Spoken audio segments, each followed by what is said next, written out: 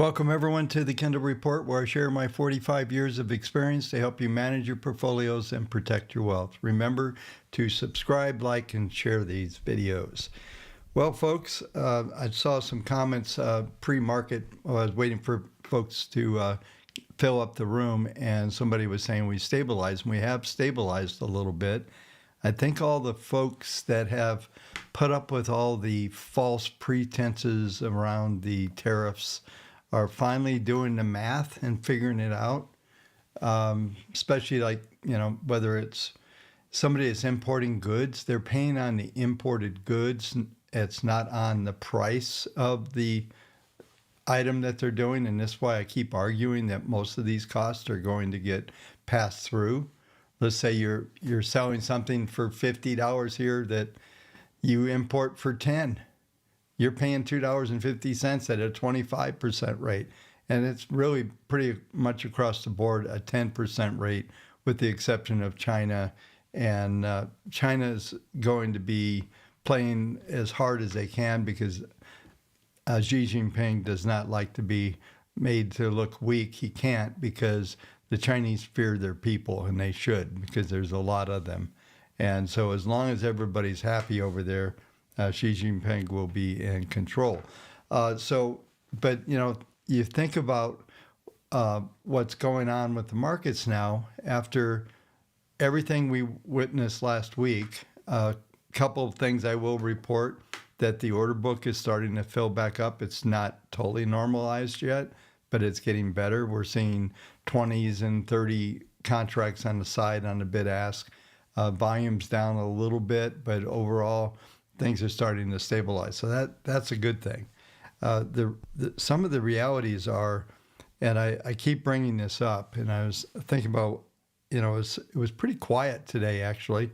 And I thought, what am I going to talk about tonight? And, the tariffs, everybody's tired of tariffs. But like I said, I think everybody's figuring out this is not that big a deal at the moment. I know there's folks that are going to argue that it is a big deal. I have said before, it's going to take multiple months, quarters, in fact, before you're going to see any effects on anything. And what we've been seeing in the markets so far, IMO, in my opinion, is that we're trying to take a lot of the fluff that was in the market. You think of all the money that got pumped in over the last 4 years, the Fed's still doing QT, the money stopped pumping, and we're seeing cash flows change with some of the things that's went on with USAID and other agencies. Everything's kind of cutting back. We're seeing a little bit of a soft spot coming into travel because a lot of folks aren't, a lot of these NGOs have been getting shut down left and right. And so we're seeing a lot of shifts here, and it's just a subtle move. This is a really big economy, and it's a really big world. And as much as the media makes their money by the clicks and by the headlines, right? So the more negative the headline, the more likely it's going to draw clicks and attention. And like I've said before, I could do a thumbnail that I put out today. It's not going to get as much traction if I said markets are going to reject and go down and make new lows. I would get twice as many views. And so, and like anybody that's a creator, we've all played games with the headlines and the thumbnails and all that stuff, trying to get views, trying to get at least someone to pay attention. And that happens all the time as well. So the world is what it is, folks. But I don't think that what we're seeing here on the tariffs, I don't believe these things are material at the moment. And I think that's why you're seeing all of a sudden, it's okay for Apple to run 2.5%. And now Apple's okay, and this guy's okay. And it's just like this whole segmented process of trying to figure out who's going to lose and who's going to win. And in the end, the U.S. is who's going to win. And what we're going to see, I think, going forward on all this, that maybe the noise will calm down. We've got a short week. I just realized that Friday we're closed. So, we're just looking at really, what can I say?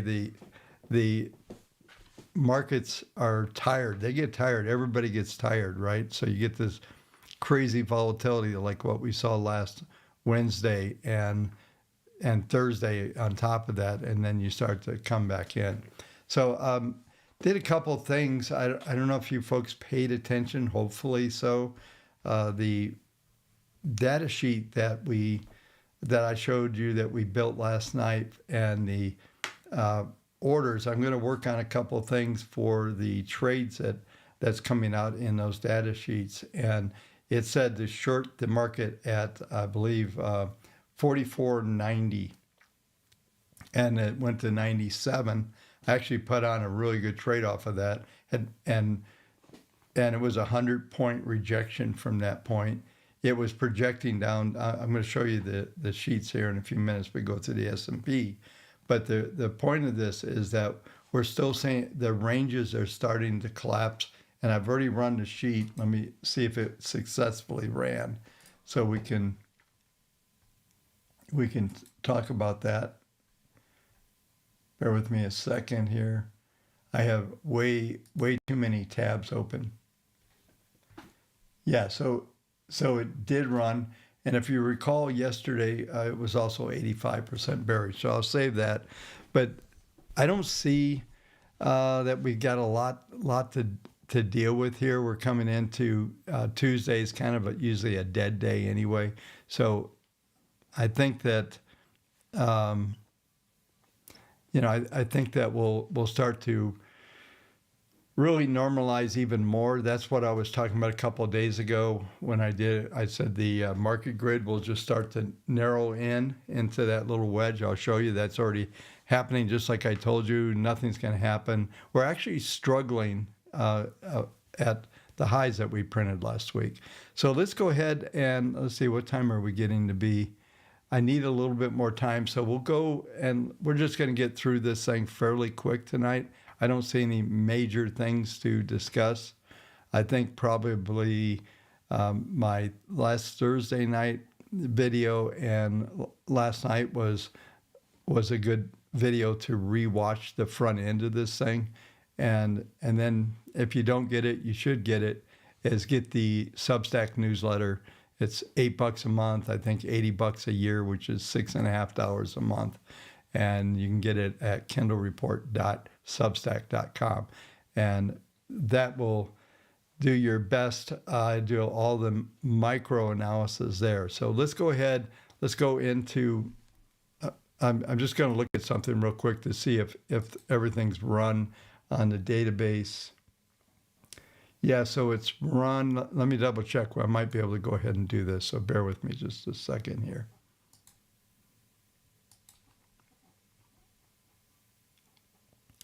Yeah, it looks like it's completed already. So that's good. Let me double check one thing. Yeah, so we can do that. Good deal. So we'll go through the plan. Maybe we can get into some of the bonds and some other markets tonight. We'll see what I can get through fairly quick. So let's go ahead and let's go to the database, which is upticking a little bit. We're back to 12.61% on the database. I'm going to round these numbers up. So about 550 new buys coming in and not very many exits because it was pretty much blowing out. We got down to 10.5%. And so we're starting to see at least some traction coming back in. We don't have any sectors or anything popping in. That's usually the first part of the recovery of the database, as we'll start to see some sectors come into play. And that just tells you there's more material consolidation and setting up of patterns as we get into that type of configuration. So that's a decent sign. So there's some more stabilization signs there.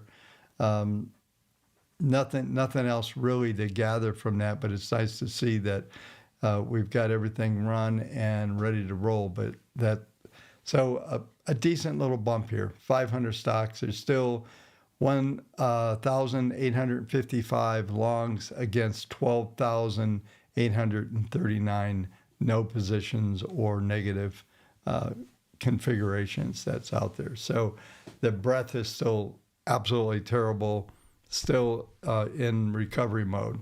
So let's go ahead and let's see if I can bring up.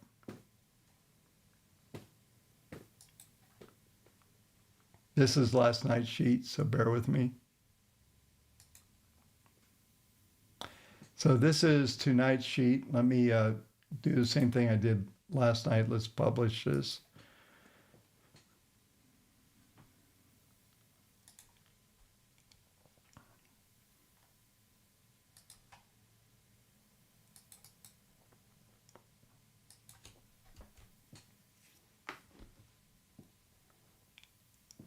Okay, so yesterday was an 85% downside, and the reason why that's coming out like that is because of the PPMs are still very negative. So the overhanging momentum and these moving averages, we're still trading below all the moving averages. But we went from a couple of days ago, if you recall, from basically panic selling to a rebound rally to now a consolidation. So we're seeing things starting to set up. I did this when the market was up 12, showing up at 1250 from the aftermarket close. So as we look at, we're looking at, it's got an S1, R1 target and S1 5377, 5440 was, where's that? 5487 is the target. The highs, I did have some numbers to talk to you about. We have a clustering of numbers, and a lot of times these are areas that you have to pay really close attention to. So last Thursday, so Wednesday was the big rally. Thursday we printed into a slight new high and rejected. So we had a 55.28 was the high on Thursday. We've been struggling to get up toward that level even. And I think, like I said, we got to 44.97 today on Monday.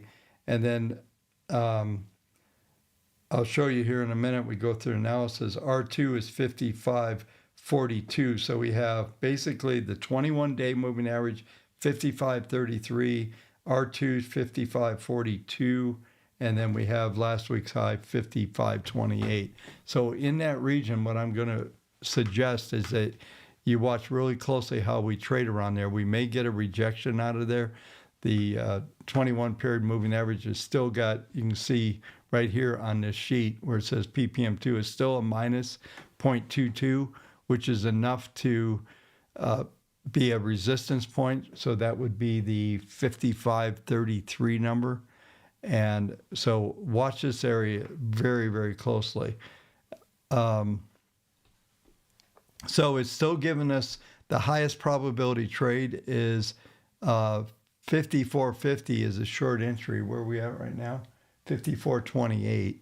So it's saying 54.50, target 52.50. And this is where I'm trying to work on the logic in the trades because yesterday was huge. I mean, there was, like I said, 100-point rejection. But let me just see if I can find yesterday's sheet. Yeah. So this was yesterday's sheet. Sell at 54.90. The high was 54.97. So that trade got done.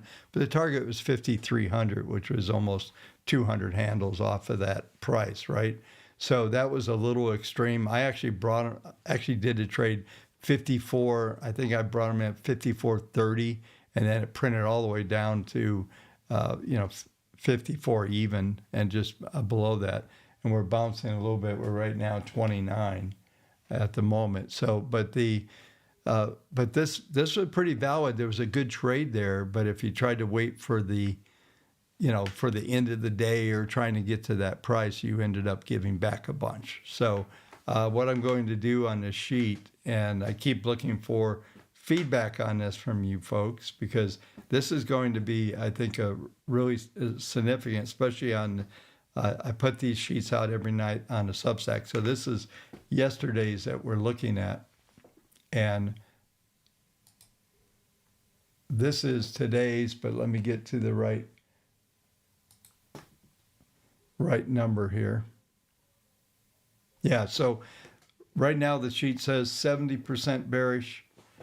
So we're still looking for a rejection off of that level.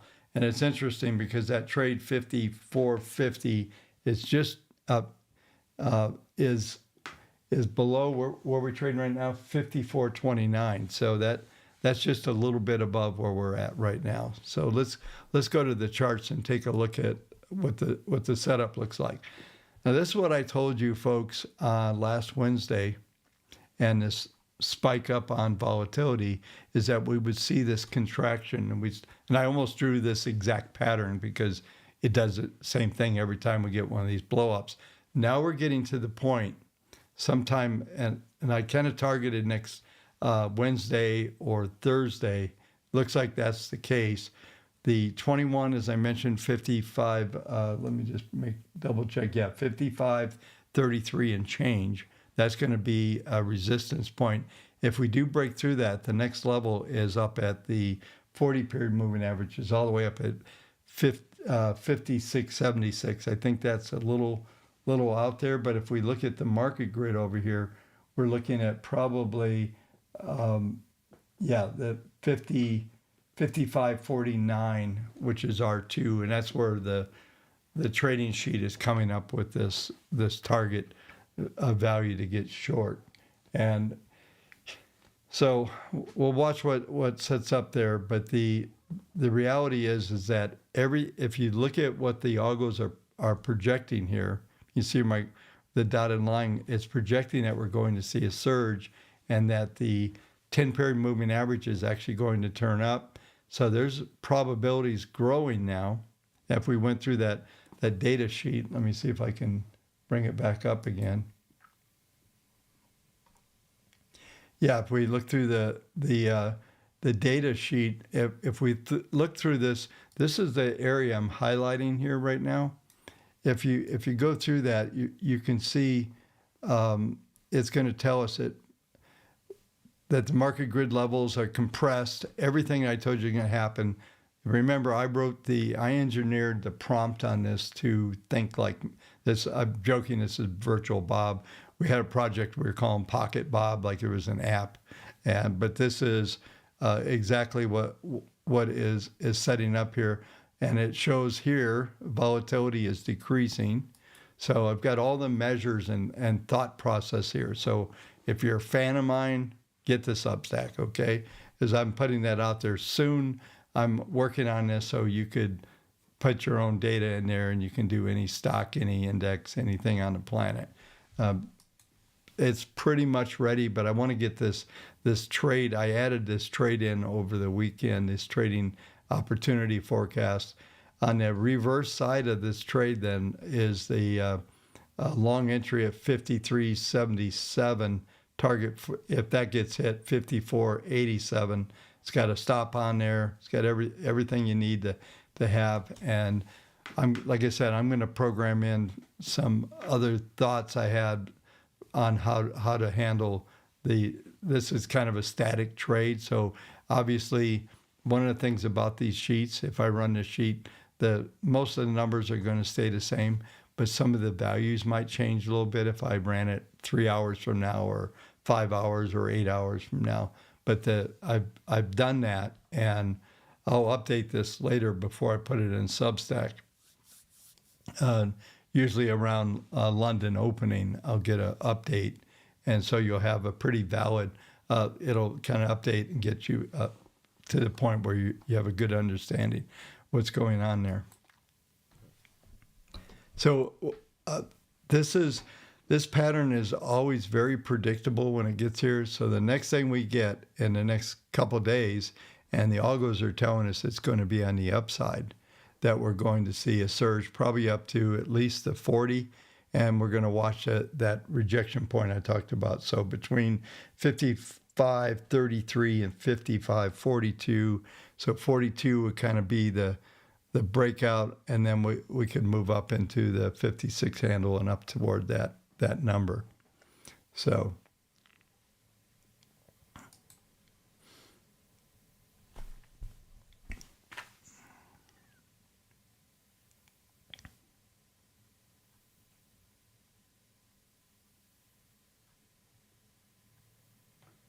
yeah, so I'm just looking at a couple comments here real quick. Are we calling for all-time new highs? No, no. In fact, I suspect that we will print through the lows as we go through the year. There's a lot to digest in this world. Pocket rocket, I like it.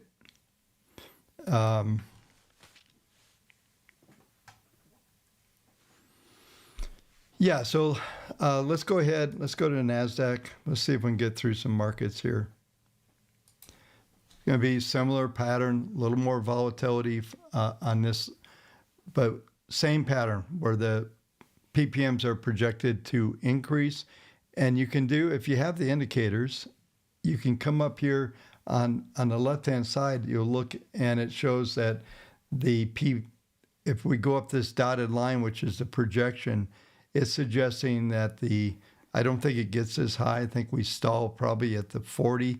We'll see if we can even get through the 21. But the 10 is, what this is telling us is that the 10 is going to turn up and that the 10, so I'll try to explain this as best I can. When you have a configuration like what we have right now where see if I can zoom in just a little bit. Yeah. So when we have this pattern, so it's what we end up doing is what this indicator and what the PPM1 is telling you is that it's going to increase. Markets may go up, but most likely what's happening, it's telling us that the underlying support at the 10-day moving average value is where you want to trade off of on the downside. And this is just telling you that support is growing, right? So if we look at, and I talked about this before, if we look at the PPMs on PPM2, it's not showing where it's going to expand. It's saying that the downward pressure is maintaining as we go through this week and coming into next week. So what that tells us, there's going to be resistance at that level. That's why I don't think we'll get much.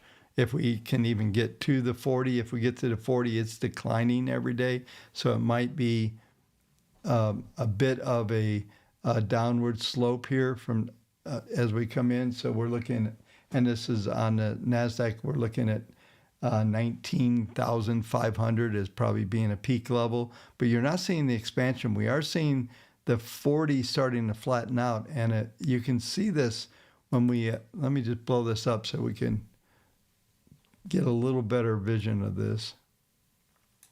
So what you get here is this downward slope 40. You got the 10 trying to turn up. So this is your trading range that's being developed within this envelope. And that's, if you're a short-term trader, that's where you're looking at. As far when we go back out to the indicators, they're really just suggesting we're going to come into the moving average band, go sideways, chop around, which is somewhat boring, but the market tends to go sideways at least 40 to 60% of the time, and only 30 to 40% of the time it's actually trending and going up or down. But if we take this out, we'll use the NASDAQ as an example. Let's go out to the weekly. And weekly is starting to show stabilization in this big reversal week. So I think we end up staying below the 10-week moving average, which would be similar to the 40. Same numbers if you are looking at the daily. That's going to be the same numbers there. So you're going to stay down in this lower envelope above the 200 and below the 10, probably in the upper scale here between, I'm just looking at the numbers on a weekly basis, like 16,700, 16,650 range on the NASDAQ. and you just trade in here, this downward pressure on the weekly is going to stay intact until we get into May, first, second week of May. So that's important to understand, because when you're looking at these after a reaction like we had last week and this recovery, that's significant. So you need to pay attention to those extreme prices. We basically came down to the 200-day moving average on these indices, 200-week moving average, and bounced off of there. So that needs to be respected. But right now, what we're seeing is now somebody's asking about all-time new highs. This is not the setup for that to happen. As I've been saying, I think there's probably, maybe to the end of May, early June before we even have a chance. And I think we've got a lot of things we're going to know about the economy, employment, labor statistics, a lot of stuff we're going to know between now and then that will determine at what point in time things start to look better. I think this whole year is going to be basically sideways to down. As you know, I've been talking about a potential recession in Q3 and Q4. I still look at some weakness coming in. I think there's just going to be, this is not a spike down. We hit down 20%, everything's wonderful, and we go back up, make a new high. We're not in that market. And like I said, I think the markets have a lot to, from a macro level, they have a lot to digest from the standpoint of all the monies and crud that flowed into the markets, going back for the last, probably 3 years for sure, but for the last 2 years, they've been cooking the books. They've been, and I don't think they stopped cooking the books, by the way. From the standpoint of, the BIS, they're looking at the labor statistics being inflated last year, 800? They do an audit every year. I don't think that comes in until maybe September, October. I think somewhere around there's a fiscal. So at that stage, we'll maybe get some more reality. My guess is that there were a number of months they were pumping this thing all the way into, into year end, because they wanted everything to look pretty good year end. So obviously, if things look like they do right now, it's Donald Trump's fault. That's part of the narrative, right? So look what we handed him, a really good economy, and the reality is it isn't and wasn't, and is basically we got massive inflation. So there's a lot to be taken out of here. What's going to happen if crude oil continues to go down and all this contraction that we're seeing. So from a macroeconomic viewpoint, there's just a ton of things that have to happen. So getting into some mindset that all of a sudden we're going into new highs, I don't think that's the case. I don't know. Like I said, I think as we come into Q3, we need at least a quarter of this to figure this out. So we get into September, then we'll be able to figure it out. Until then, I think it's chop. I think what's good about that is there's going to be some really good trading going on. So I haven't covered this for a while since I'm getting through the markets pretty quick. Let's go ahead and take a look at the Russell. And this is, we'll stick with the weekly for the moment. And the Russell is got the big reversal as well. And it's probably going to get an inside week. We've only got, like I said, we've got Friday's a holiday. So we'll be closed. Let me change something here.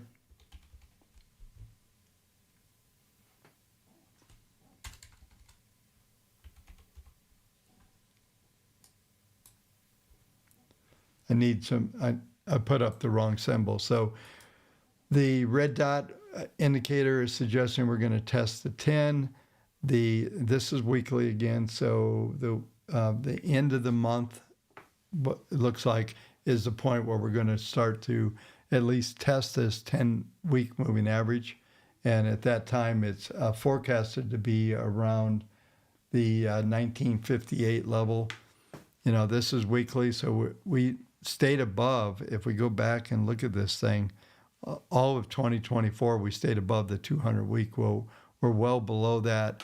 We're seeing all of the indicators on, not all of them, but ppm 2, 3, and the ppm 200 is negative, which tells you that 200-week moving average is starting to roll a little bit, and we could end up, depending on what happens with some of these longer-term forecasts. This is weekly, so this is a big deal. If we start to roll a bit more on a weekly, that's going to be your ceiling on this stock, and it's probably potentially could be the we haven't traded below it on the the 200 week, have not traded below that on the S&P or the Nasdaq. So this has been kind of the leader, I think, on the downside, and these are probably some of the worst stocks that exist at the moment. And most of these are bank stocks, and I won't go into the whole spew about how the current wave interest rate is set up right now. With as far as the interest rate curve, we're looking at the potential for this steepening pattern to stay in place. And we're going to go through next. I'll go through the 10-year so we can talk about the yield curve and some other things. But this configuration, this market's going nowhere. Okay, we went up and we made a new high, and that was the opportunity to get short this thing.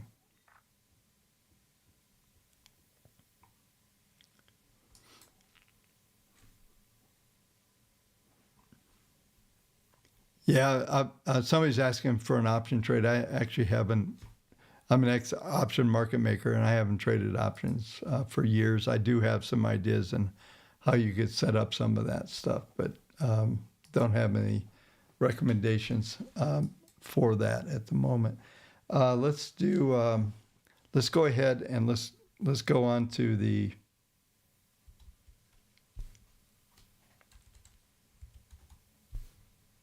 Let's go on to the 10-year here. And this is weekly. I'm going to go to daily.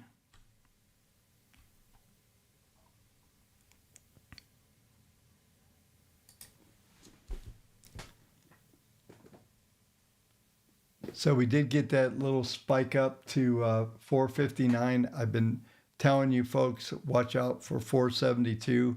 It looks like we've got, on a short-term basis, we've got some strength going into next week. Strength meaning that yields will stay at least supported above these moving average levels, but it's starting to fade off, which is a really good thing, because we don't want this thing to spike up, because a spike up would be really bad. And I really believe that I know everybody's got an opinion about whether, Trump backed off on all of the tariffs and all the stuff that he did last week, and an announcement because, he lost and he's afraid of stuff. I think it was just the adjustment. I think the big fear was that the bond market would come apart. And I think Scott Bissett is probably the one that was screaming the loudest in the room. And maybe even the bond guy, which is Howard Lutnick. But the bottom line is it was pretty scary when this thing was getting up at that level. And we've seen other spikes, but more, like I said, my opinion is that we stay 395, 4.5. We're back at let's see where we are right now, 436. The moving averages come in around 430, 425. So we'll stabilize from that standpoint there.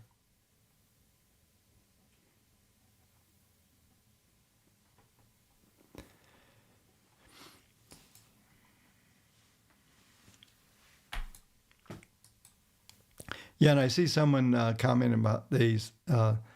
They sold calls against everything they own. As long as you sell out of the monies, you're probably going to do pretty well in this kind of environment. That's going to be the best strategy from that standpoint. Take the income and go, especially if you own the underlying.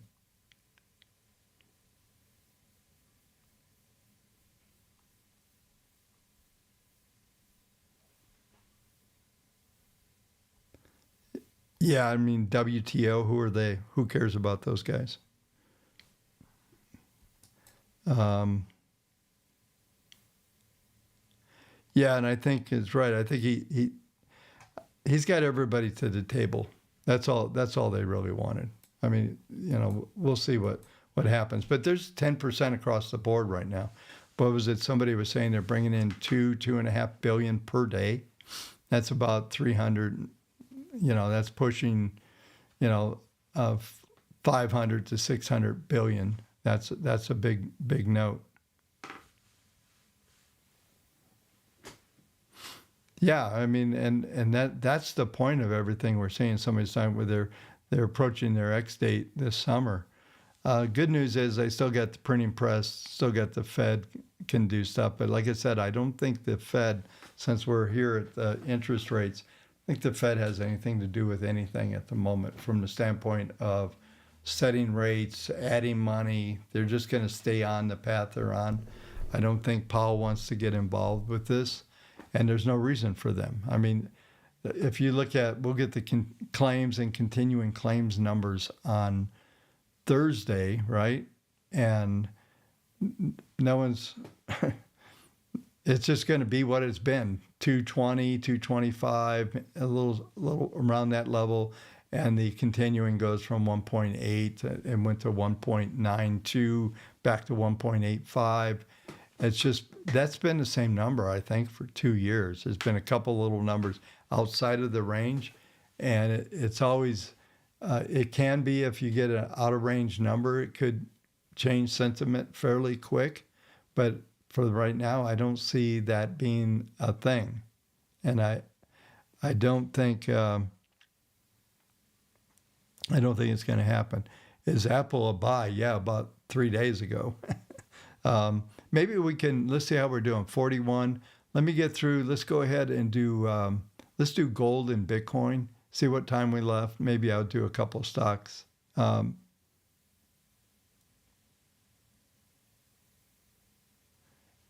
Yeah, wow. Tom Lee and I are on the same page. I'm not bullish, so Tom's always bullish. Um, no, I actually think we'll see much lower prices as we get to year end. I think we're going to get a full blown correction eventually here.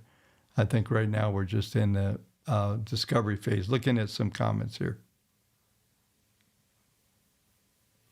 Yeah, that's the other thing. You ship phones through India. I mentioned that in the Substack last night. There's all kinds. There's under invoicing, over invoicing. If they're trying to launder money, they mark up the price.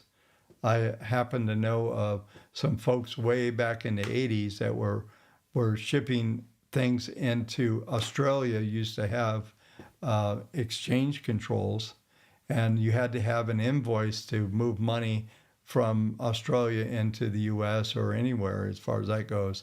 And so what these folks were doing is they were buying stuff, but the invoicing was 4 or 5 times what they were buying. So they could send the X amount of dollars over, and the actual product that was shipped back to them was priced on the invoice as if it matched that transfer, but it was actually, they were laundering money. And I know the people that were involved in that ended up getting in a lot of trouble because they got caught. It was basically a money laundering. So the import-export business has a huge amount of, a lot of stuff going on there. And you've got the same dealers and the same people at the ports and all the points of entry where the books are getting cooked all the time. So who knows what's real? So let me just see. Yeah, Apple is pretty smart about diversifying. That's why they're building. I think they got some pretty big operations here in Arizona that they've put in. I think down in Mesa, there's some operations. Arizona is on fire. It is getting pretty hot here, but it's actually, from an economic standpoint, it's crazy with the TSM factory that's going in, and all of the building going on in Phoenix right now is insanity. So let's go ahead. Let's do gold. I haven't covered gold for a little bit. Daily gold, still kind of printing up. We're able to make a new high. I didn't think we were going to be able to get to these numbers, but we printed down to the 40 and bounced off there. We have some new Fibonacci targets that just came out as of today's numbers. 33.27, 34.64, 35.48 are these new fib targets here. And you can see these dots are the old ones. This is a new updated. Right now, it looks like in a couple of days we'll see a bit.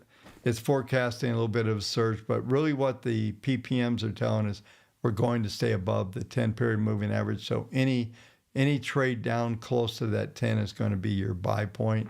But meanwhile, you're starting to see a little bit of flattening off here. Let's do a quick weekly look just to get a little better perspective. Yeah, so we did get. Let me just reset all this.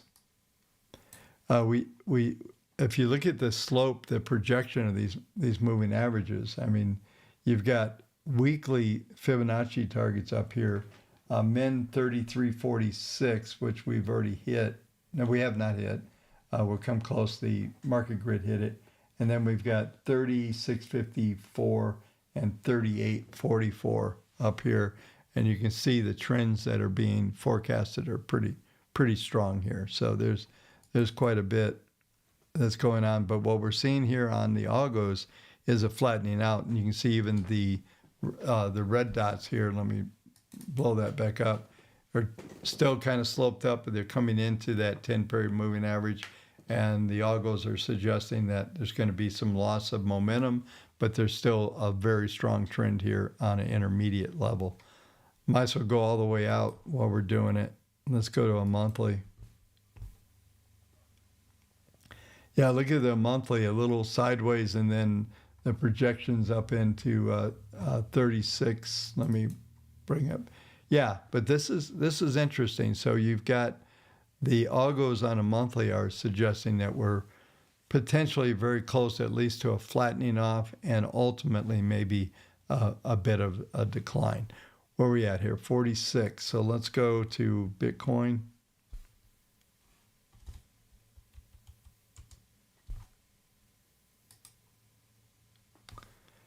We'll just stay on a monthly here.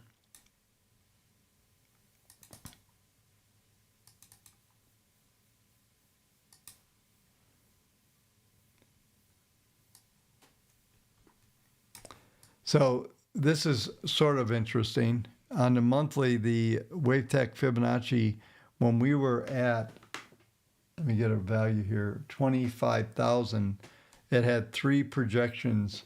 It had 80,000. I remember talking about this, 105 and 120. Well, we hit the middle fib target that was projected back in 23. We hit that, and now we've seen this move back into the moving averages. Change this a little bit. Move back into moving average, monthly moving average. I'm glad I'm looking at this. It's still got a very steep slope, so probably these prices and this spike down below, we're looking at the market grid. 77.5 was a low there. 74.37, so we had S170, 71.50. 558, and then, I'm sorry, 77, 558, 71, we'll call it 72,000 is a pretty significant number. We're probably going to see, just like I showed you on the charts last week, this big volatility here, we're going to see the market grid collapse in. So we're we're looking at multiple months. We've probably seen the worst of the worst from a standpoint of downside in the Bitcoin at this time. And so as we look at all this longer term patterns, it's pretty solid. Back to the weekly real quick.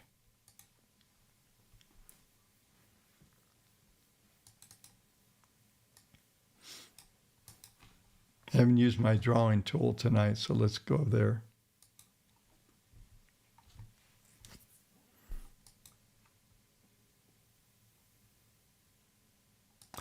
So this is what I've been talking about. I think this is the pattern. We end up this rising 40 through here. We stay above here, and we end up trading in this range. And then somewhere out here is where we'll see some kind of breakout, whether we get we'll find out if we're going to get a move up and test these highs or what's going to go on. It looks like from a monthly standpoint, we'll probably expand this range. And I've been calling this pattern here for some time, where I just drew the circle as a distribution area. So with these rising moving averages, all the stuff that's in here, I think we're in pretty good shape for holding this, staying in these ranges. Let me take all this off so we can see what those ranges are.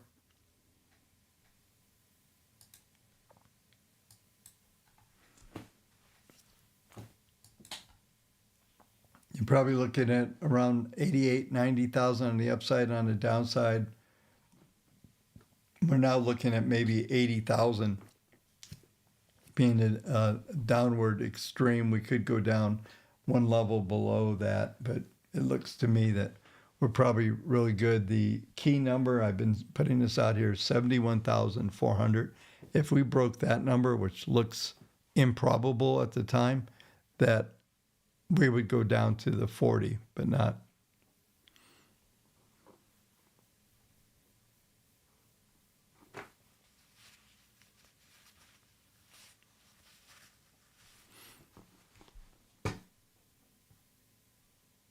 Yeah, probably. Okay, let me come back up here.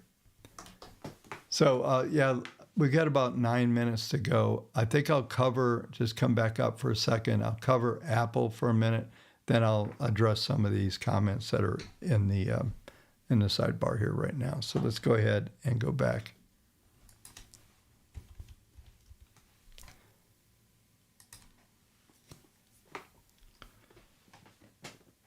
So this is a weekly chart, pretty nasty looking chart as charts go. Let's just take a look here. Downtrend is huge. You got monster downtrend. We traded down to the weekly. That probably is, that was probably an extreme, but we're going to get into that same pattern, trading above the 200. The downward slope in these moving averages are pretty significant, especially in the 10. It's a minus 0.12. Looks like maybe in May it could start to burn off a little bit. That is the weekly. The really short term here is still, it almost looks like the S&P. We're going to get a surge maybe up to this 40 period moving average right now. Let me just get a value. 221. 228 is probably the extreme. That would put us all the way back to the 40.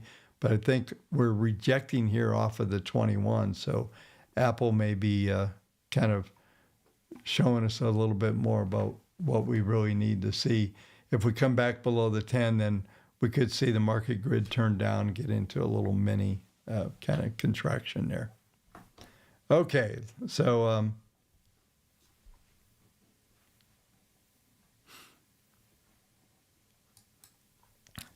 yeah, let's so see. Floyd is going. Like army of millions and millions of human beings screwing in little screws to make iPhones is going to come to America. I don't know about that. I think little robots will be doing a lot of that stuff. That's possible, I guess.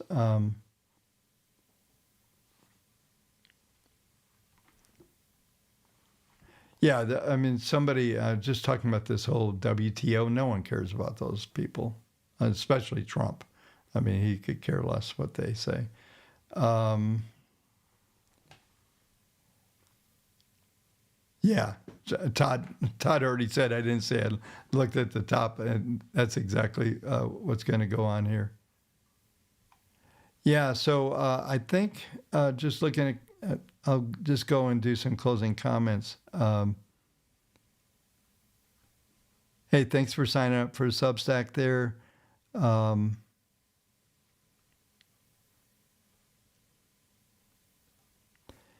yeah, so somebody's asking. I think this is a good one. Scott Bessett. I don't know if these guys are going to be able to pull off what they're trying to do. Um, the bureaucracy is big. The war against cutting back government has been interesting, I think. And I think that they've got a big job. And I can tell you this, though, is if they don't do something, then it's going to be game over. And maybe Harry Dent and Peter Schiff will be right. Who knows? You know, it's always possible. But I've always been somewhat of an optimist. I'm hoping that what they're trying to do.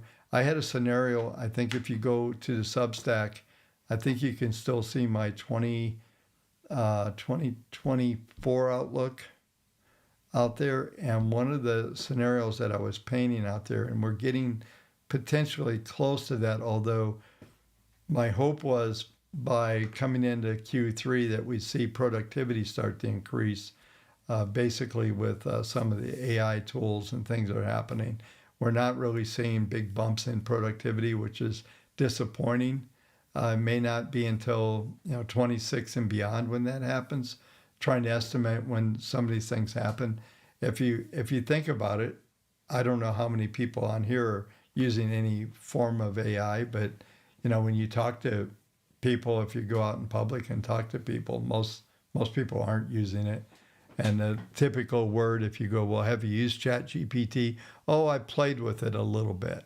So, that's about what you get right now. And I think the folks that are embracing what's going on right now are going to do, do pretty good actually. And I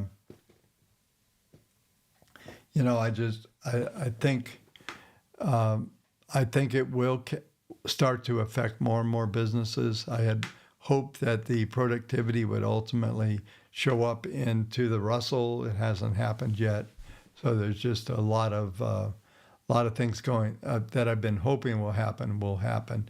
But as far as the current administration with what they're trying to do, can they succeed? I hope so. I'm an American. I would like to see things get better.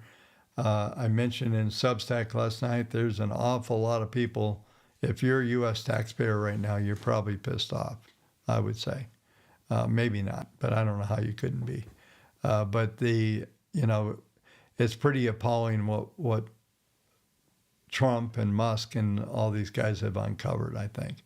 And so it's getting very difficult. And that it's not just the U.S. government. It's a lot of these folks are doing this stuff. I'm just looking at a few more comments here.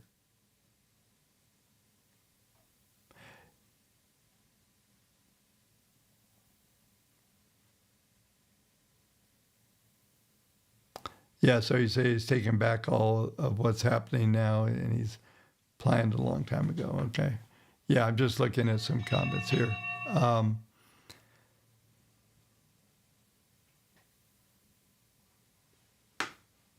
I'm just reading a couple comments. Okay, so let's close out here, folks. So hopefully this was a good stream for you tonight. Not a lot of macro stuff to talk about. Markets are stabilizing, and we're looking at probably more stabilization, potential surge to some higher prices if we can take out actually it was Thursday, it printed a new high on basis the S&P and the NASDAQ. Maybe we can get up to the 40 and all the numbers I talked about. So if you joined late, go back and watch the rerun. And as always, appreciate trying to make a comeback here. Hit the like button. I never get why I can't get at least 1 out of 4 of you to hit the like button. It's amazing to me. I usually am pretty good about that, being a creator. If I'm on something, go, yeah, give them a like. It does matter to the algorithms and all that. And they seem to like 1,000. So hit the like button before you go. If you don't have the Substack, kendallreport.substack.com. I know somebody said they signed up. Thank you. That comes out roughly 5 a.m. New York time. I'm a night owl, so I'm usually delivered between 2 and 2:30 a.m. local time. So that works out pretty good. Anyway, have a great evening. Appreciate everybody hanging out again. And we'll see you tomorrow, same time.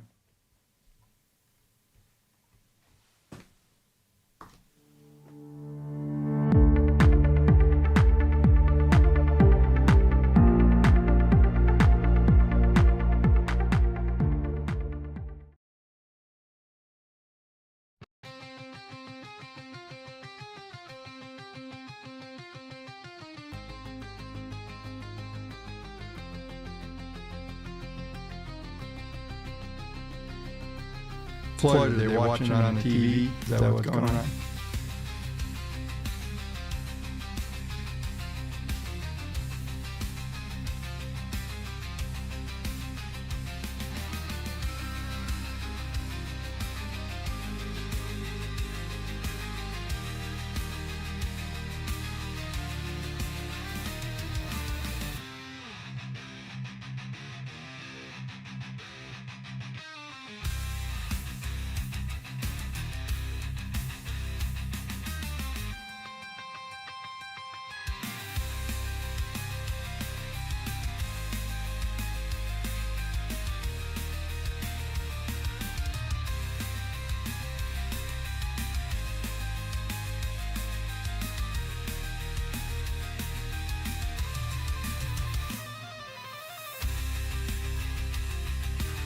Yep, got it.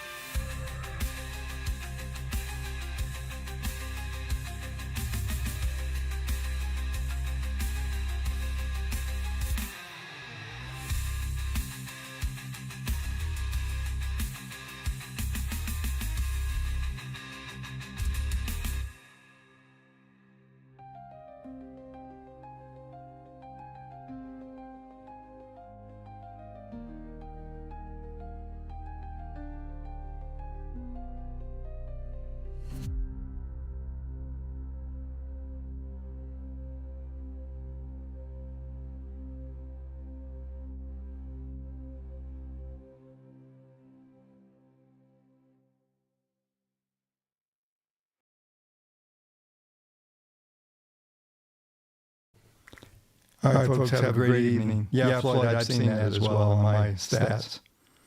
All right.